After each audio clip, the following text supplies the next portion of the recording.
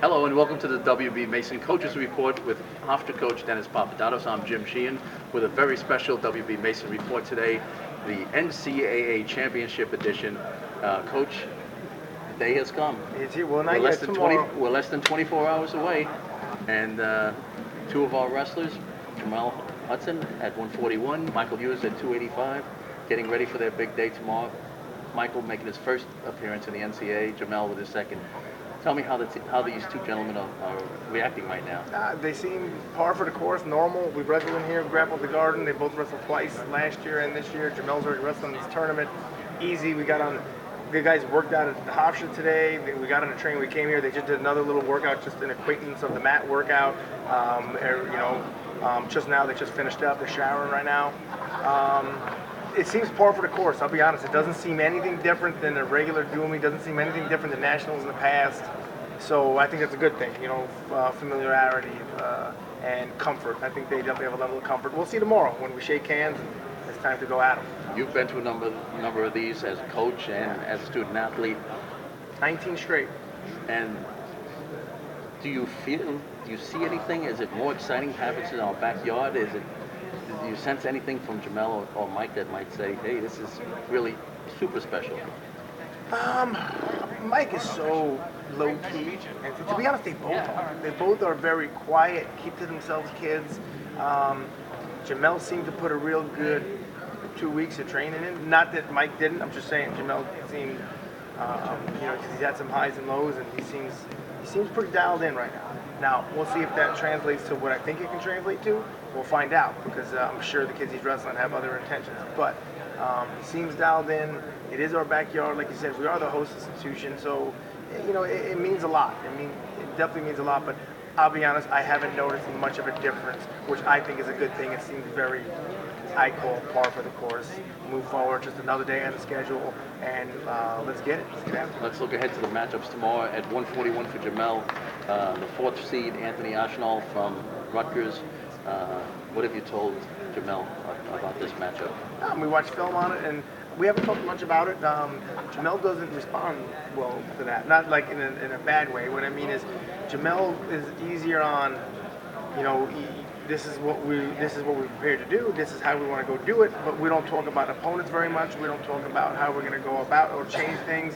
I'm a firm believer that Jamel has a style that people change the way they wrestle when they wrestle Jamel is because they're afraid of him. So I tell them, look, he's changing the way he wrestles to wrestle you because you're that good that he's afraid of what you're good at. So force what you're good at. If you're forced what you're good on everybody, you'll be in every match. But same thing. Go out there and advance. We're looking to get our hands raised. And at 285, Michael Hughes taking on Max Wessel in a rematch of the EIWA semifinals.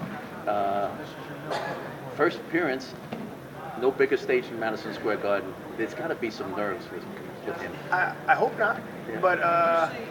but if they are, I hope he uses them for the good, which he's done a good job all year. So he really hasn't had any lows this year. If you really think about it, he's been pretty steady. He's beaten everybody he was supposed to. Maybe one, what I mean by supposed to is what the odds-on makers give him, and he either had good matches or he didn't, win in matches that people thought he wasn't going to.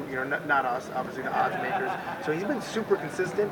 But this weekend, if we're going to get him to where he wants, he's going to have to win a couple matches that maybe he's not supposed to by seed. You know what I mean? And he's capable. And with him, we did make a few alterations. We talked about we trained different this week for his first round match for sure.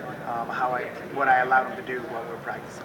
So, Mike responds real well to that stuff. Where, like I said, Jamel does better if you kind of leave it. If you harp on it too much, I feel like in me, he reacts different. So that's the one thing about our sport, man. It's a team sport filled with individuals, and you have to treat them individually.